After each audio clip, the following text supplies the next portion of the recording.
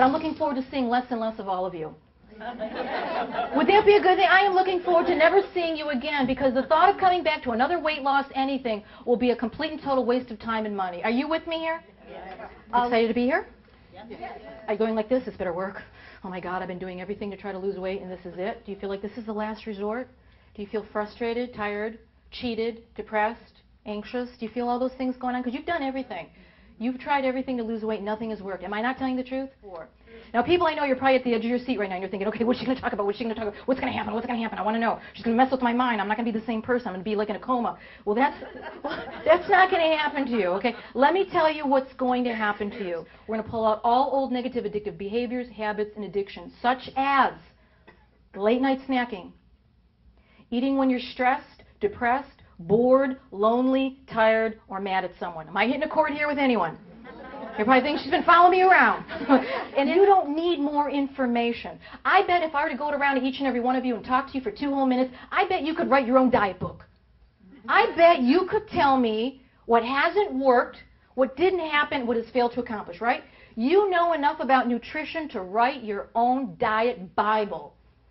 You don't need more information. You need motivation. We all know when we're screwing up, and we all know when we're doing good. 99 people out of 100 gain all their weight back, plus 10, 20, 30, 40, 50 pounds on top of it. How many of us know what I'm talking about? The definition of insanity is what? Doing the same thing over and over and over and expecting a different result, right? Diets don't work. You know why diets don't work? You know why they never will work? I'll tell you why they never will work. It's an element of human nature. At the core of a diet, it's a very faulty reasoning factor, and I'll tell you it's this. A human being was never meant to deny themselves. By the way, I'm going to touch on this. Every seminar that I do, it's 99% women. You know why? Men never think they have a weight problem. I swear to goodness, men never think, they think they're buffed. Isn't that the truth? They think they're buffed. They never think they have a weight problem. With me, that getting on a scale is pretty darn stressful.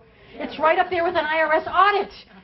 It makes us feel horrible. It makes us feel worthless. It makes us feel less than. It makes us feel complete. Am I not making this up? I don't know about you, but I don't want to connect my self-esteem to a number on a scale. Now, come on. How many people have never heard of that before? Tonight's the first night.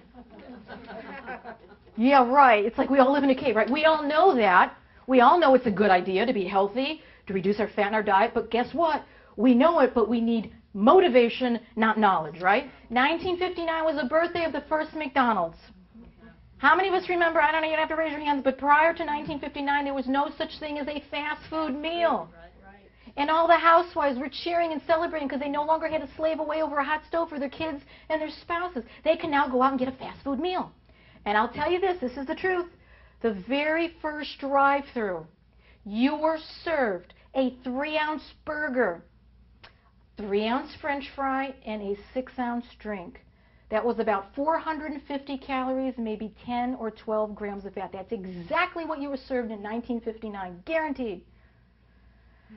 What do we do now when we go to the drive-thrus? Yeah, super size it, mucho grande size it, king of the universe size it. Absolutely minimum. I don't know about you, but there's no one that goes to Carl's Jr. that looks like Paris Hilton. Guys, let's fess up here. Don't we manage to eat every single little bite on that plate, regardless? And what my kids left over. Because somewhere in the back of our brain, there's a tape going off saying, you know, you better clean your plate because there's starving kids in China, or India, or Pakistan, or Vietnam, or Cambodia. How many of us agree with that one? If we were to go now to a drive-thru and get a 3-ounce burger, we'd want a refund. We'd say, what's this crouton doing in my hand? And they'd be out of business in 2 weeks. Am I not making this up? We want bigger, larger, king size. Yeah. A few of you are looking at me sideways and you're thinking, she doesn't know me. I haven't exercised since I left the birth canal. But this will indeed happen to you. I'm not saying you're going to go out and do a marathon as soon as you leave, but I will tell you this. You're going to start seeing results and you're going to want to keep doing it over and over. I've got a question for you. How many of us watch joggers at the side of the road? You watch joggers on the side of the road. Don't they all look like they don't need to jog? Right. It's because they jog. Right. Are you getting this? Right. Are you getting it? Because people are going to eventually look at you and say, why are you jogging? Why are you exercising? Why do you bother? You look good. It's because you exercise. When was the last time you got into your car at 2 in the morning, pedaled to the metal as fast as you could, you got to the store to your Albertsons because you couldn't stand it anymore because you had a serious kelp addiction? When was the surgery worked? You're a size 2 at best. Why are you here? Why did you come to a weight loss seminar? It's the last place you want to be. And honest to God, this is what she told me. She goes, I know that and I understand that. But even now, to this day, I still think and act and feel like that heavy person. Are you with me? The mind did not match the body, and she was miserable. The doctors took their money, they sewed her up, they did the surgery, but mentally she still felt the taunting and feeling bad and feeling the self-esteem wasn't there and still feeling like she used to. Isn't that amazing? It's sad. We had to go in and do the mental hypnosis so when she left, she could see herself as that attractive, slim, beautiful woman that she really, really was. She couldn't see it. Isn't that interesting? I'll never forget this woman. The mind and the body have to match. How many of us have our lunch on the freeway? We're driving at 75, we're eating at 75, we look down, our burger's gone, we think someone's stolen on us. If we look at our watch,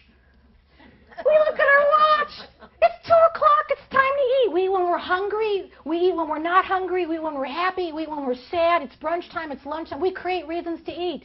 It has nothing to do with hunger. Most people have never felt hunger. It's that burning, churning acid in our stomach going, feed me. We've never felt that. I love watching the Animal Planet.